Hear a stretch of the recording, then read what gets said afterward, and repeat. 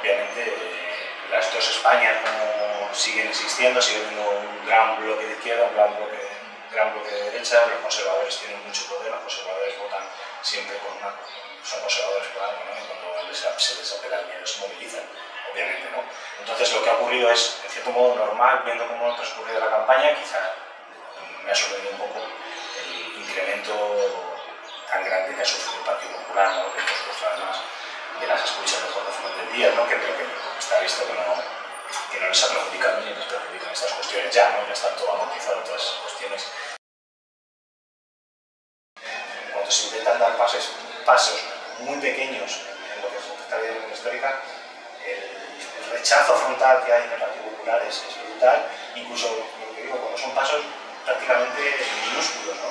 No quiero pensar lo que ocurriría si se abriese la caja de Pandora para las organizaciones económicas.